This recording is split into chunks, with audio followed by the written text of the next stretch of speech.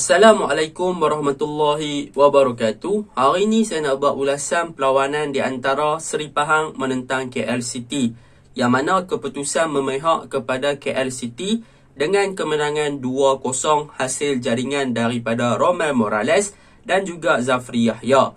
Dan tahniah untuk KL City berjaya menamatkan badi tanpa kemenangan di tempat lawan selama hampir 1 tahun. Dan semalam adalah perlawanan pertama di tempat lawan berjaya dimenangi oleh KL City pada season kali ini. Dan itu adalah tanda badi ataupun suai KL City telah terhapus untuk season kali ini. Tetapi tanpa membuang masa, saya akan masuk ke dalam ulasan perlawanan. Saya akan mulakan dengan pasukan KL City. Apa yang saya suka dan juga kekuatan yang menjadi punca kepada kemenangan pasukan KL City pada perlawanan semalam. Yang pertama adalah KL City berjaya memanfaatkan bahagian sisi kanan dan juga sisi kiri padang ketika mereka melakukan attack ataupun serangan ke arah pasukan Seri Pahang.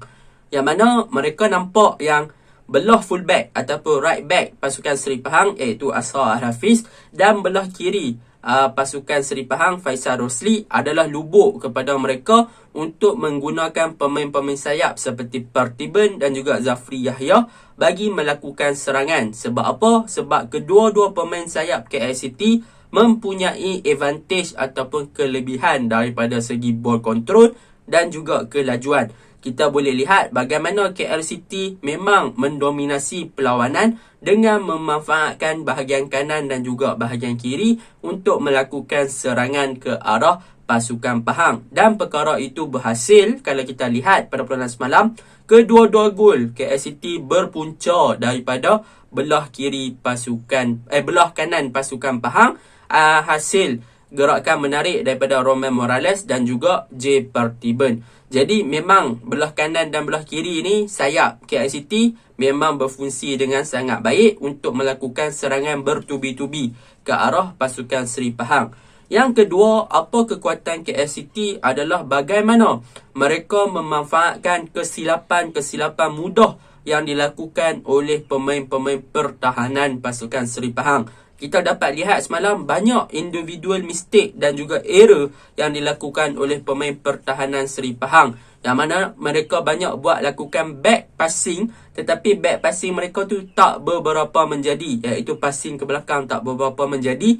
Dan perkara itu membolehkan pemain seperti Zafri Yahya, Paulo Josu, J. Pertiban dan juga Romel Morales untuk merampas bola tersebut lalu melakukan serangan ke arah gawang Seri Pahang. Tetapi nasib baiklah keeper Seri Pahang ni padu. Kalau tak semalam Seri Pahang dah kena lebih daripada 3 ataupun 4 gol. Itu yang kedua tentang apa yang saya suka tentang KL City. Yang ketiga tentang kekuatan KL City adalah mengenai bagaimana mereka melakukan tekanan ke arah pemain-pemain Seri Pahang sehingga mereka melakukan kesilapan dan berjaya mencuri bola. Perlawanan semalam KL City tidaklah melakukan tekanan yang agak tinggi ataupun tidak melakukan high pressing ke atas pemain-pemain Seri Pahang, tetapi mereka menunggu dan juga menanti masa yang sesuai untuk mereka melakukan pressing ke arah pemain Seri Pahang. Contohnya saya bagi adalah untuk gol kedua pasukan KL City, yang mana Romel Morales berjaya mencuri bola daripada Yakubu di bahagian tengah akibat daripada kealpaan dan juga kelalaian Yakubu sendiri ketika Yakubu pegang bola, dan Romel senyap-senyap pergi curi bola tersebut dan membuat satu gerakan menarik bersama dengan Pertiban untuk menjaringkan gol kedua pasukan KL City. Itu antara apa yang saya suka. KL City ni pandai timing, yang mana KL City ni pandai tunggu timing apabila pasukan lawan melakukan kesilapan dan sedikit alpa, mereka akan memanfaatkan kesilapan tersebut dan juga situasi tersebut untuk merampas bola dan juga untuk mengejar bola bagi melakukan serangan. Boleh dikatakan banyak serangan KL City semalam selain bertumpu kepada bahagian sisi kanan dan sisi kiri, mereka hanya perlu memanfaatkan kesilapan pemain-pemain Seri Pahang sendiri sahaja untuk melakukan serangan. Jadi boleh saya katakan kemenangan KL City juga dibantu oleh faktor individual mistake and error yang dilakukan oleh pemain-pemain Seri Pahang sendiri. Itu apa yang saya suka. Yang ketiga, yang terakhir yang saya suka tentang pasukan KL City adalah mengenai bahagian pertahanan mereka yang agak solid pada perlawanan semalam. Walaupun Seri Pahang ada beberapa gerakan yang menarik, tetapi pertahanan pasukan KL City yang diketuai oleh Irfan Zakaria dan juga Giancarlo memainkan peranan yang penting di kawasan bahagian tengah serta dibantu oleh Akram Mahinan, yang mana kita tahu mereka memang solid ketika bertahan di samping kecemerlangan goalkeeper mereka iaitu Kevin Ray Mendoza. Itu apa yang saya suka tentang KL City. Okey, kelemahan KL City pada perlawanan semalam, yang pertama adalah daripada segi finishing ataupun penyudah, yang mana kita boleh lihat 3 minit ataupun 4 minit yang pertama KL City dah ada 3 shot on target, tetapi sayang semuanya gagal disudahkan. Padahal kalau ikut secara logikanya peluang-peluang tersebut harus dimanfaatkan sepenuhnya oleh pemain-pemain KL City, tetapi sayang peluang-peluang tersebut disia-siakan dengan berjaya ditempis ataupun ditangkas oleh keeper Seri Pahang iaitu Wafiuddin. Okey, yang kedua kelemahan KL City adalah semalam mereka tiada seorang striker. Mungkin itu adalah punca kepada penyudah mereka agak tumpul. Bahkan pada perlawanan semalam di bahagian tengah mereka juga agak sedikit struggle untuk menggerakkan serangan. Itu antara punca sebab apa KL City lebih berfokuskan kepada bahagian kanan dan juga bahagian kiri untuk attack pasukan Seri Pahang. Okey, untuk KL City itu sahaja. Kita masuk dalam pasukan Seri Pahang. Apakah punca dan juga faktor kekalahan pasukan Seri Pahang pada perlawanan semalam? Faktor yang pertama, back four pasukan Seri Pahang tidak mempunyai orang panggil apa?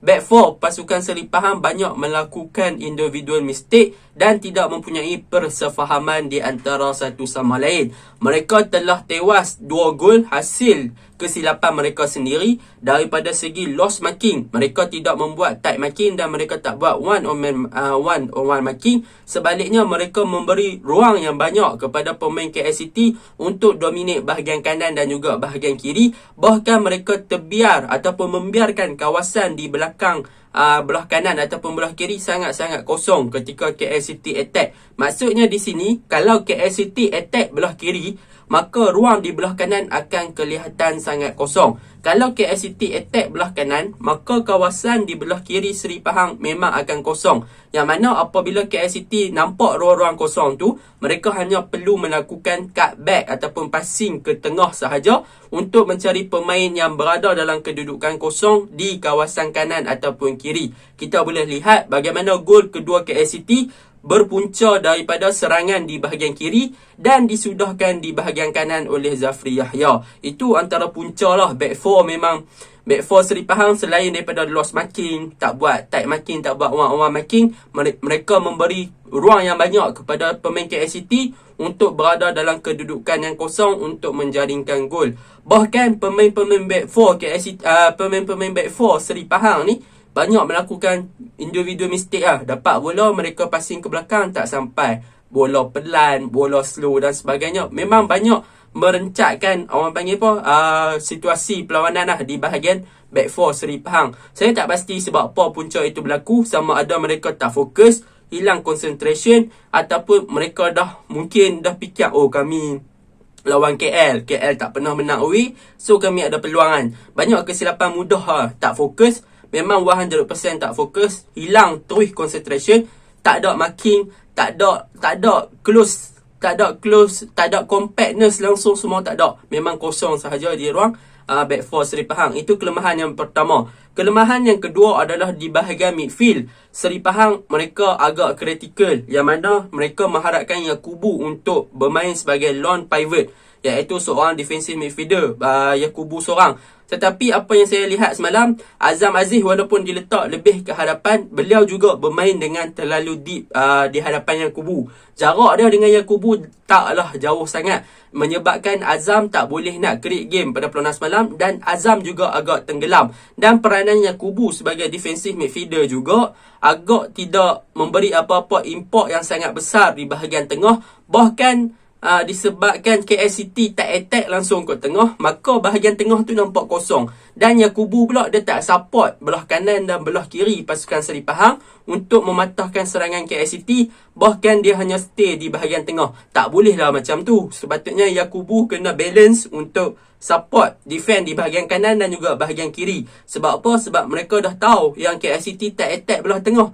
Jadi peranan Yakubu sebagai defensive midfielder ataupun lone pivot ni sepatutnya berubah untuk support right back ataupun left back. Tak boleh stay kat tengah terlalu lama sebab KL City tak menggunakan bahagian tengah bagi melakukan serangan. Jadi peranan Yakubu pun nampak tidak memberi apa-apa import yang sangat besar untuk membantu pertahanan Seri Pahang pada perlawanan semalam. Okey, untuk Azam Aziz dia agak deep ke bawah dan dia agak tenggelam pada perlawanan semalam menyebabkan Seri Pahang tiada kreativiti di bahagian tengah ketika mereka melakukan serangan dan selebihnya mengharap kepada Hidalgo untuk melakukan sesuatu. Sampai bila nak mengharapkan Hidalgo nak buat something untuk pasukan Seri Pahang kan? Kalau nak harapkan Hidalgo saja, jenuh ataupun susah budak tu nak main untuk buat, dia dah buat yang terbaik tetapi teammate pula tak memberi apa-apa import yang positif. Okey, itu untuk kelemahan Seri Pahang. Untuk apa yang boleh saya puji tentang Seri Pahang pada perlawanan semalam, yang pertama adalah mengenai goalkeeper Wafiuddin. Disebabkan ketangkasan dan juga kecekapan Wafiuddin, maka Pahang tidak dibolosi dengan banyak gol. Kalau Wafiuddin semalam tak beraksi dengan baik, mungkin Pahang dah kena lebih daripada 5 gol. Itu apa yang saya nampak. Yang kedua, apa yang saya boleh puji tentang Pahang adalah tentang Hidalgo. Hidalgo berjaya membuat beberapa gerakan yang menarik dan mencipta peluang yang menarik kepada teammate dia sendiri. Tetapi macam saya cakap tadi, semuanya kena bermula daripada Hidalgo. Kalau Hidalgo tak start, maka Pahang pun takkan boleh create game. Jadi sampai bila nak mengharapkan Hidalgo untuk mencuba sesuatu? Kalau pemain KL City, Daniel Ting dan juga Akram Mahinan dah marking Hidalgo, maka Hidalgo dah tak boleh nak buat game dan tim yang lain pun dah tak boleh nak buat apa-apa. So, bila Hidalgo mati, serangan Pahang pun akan mati. Macam itulah kesudahnya. Dan itulah ulasan saya untuk game ni, yang mana boleh saya katakan KL City berjaya menang disebabkan mereka manfaatkan kelemahan pemain-pemain Seri Pahang sendiri dan mereka attack dominan di bahagian kanan dan juga bahagian kiri, yang mana mereka tak masuk langsung ke tengah. Bukan tak masuk langsung, mereka tak cuba nak attack ataupun nak kuasai bahagian tengah. Sebab apa? Sebab mereka tahu Yakubu ada lone pivot, lebih baik kita attack belah kanan dengan belah kiri. Belah kanan dengan belah kiri dah boleh masuk, kita masuk kot tu saja, tak payah dah masuk ke tengah dah. Itu sahaja ulasan saya. Assalamualaikum warahmatullahi wabarakatuh.